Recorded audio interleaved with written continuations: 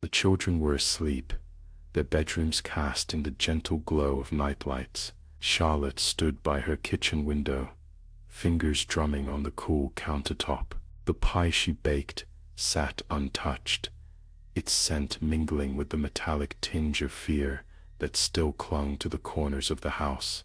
She wondered if the neighbors, with their neat lawns and nosy eyes, could sense the change in her home, or if they chalked up the absence of her weekly laughter to another bout of suburban monotony. Friday nights had always meant wine, gossip, and shushed giggles drifting from her living room, until the night it all ended. Her mind replayed the scene in fragments, glasses raised in a toast, pages flipped, the air thick with secrets. And then, as if guided by a force outside herself, she had snapped. Maybe it was the revelation, the one whispered slight too many, or the realization that none of them really liked her. The blood had dried, but the memory was vivid as ever, the surprise in their open mouths, the horror as realization soured their eyes. Charlotte had practiced her story in the mirror, voice trembling, eyes hollow with faux terror. Each syllable had been measured,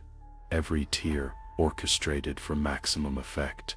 A mysterious man had lingered too long at the edge of her yard, face lost behind a hood. The local papers ate it up, turning her quiet street into a frenzy of speculation. She watched the interviews on TV, seeing herself through the grainy camera lens, the poster child for suburban tragedy. But now, at night, Charlotte heard noises that didn't belong. The soft scratch at the back door, the low murmur of voices rising from the vents. She pressed her ear to the wall, holding her breath, but there was nothing, at least nothing she could find. Her children jolted awake some nights, claiming to see shadows flitting past their doorways. Tonight, she tidied the living room, her hands tracing the outline of a wine glass's permanent ring in the wooden table. That was where Emily had sat, her laughter echoing even now in the silence. The clock ticked, steady as a heartbeat,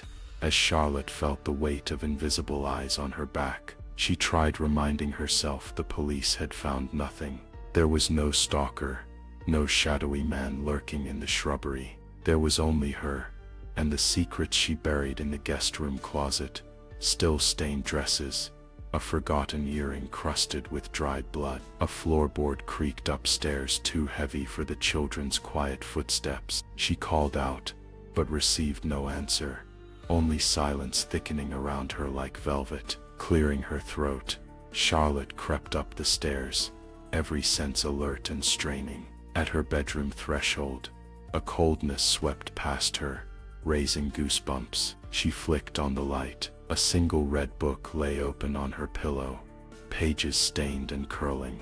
Her hands shook as she touched it, recognizing the lipstick print on the cover, Sarah's favorite shade. Heartbeat racing, Charlotte backed away, intending to run, but a voice, soft and distant, echoed from behind her in a harmony of the friends she had destroyed. "We're still here, Charlotte. We know what you did." And as the hall went dark, Charlotte realized she was no longer alone.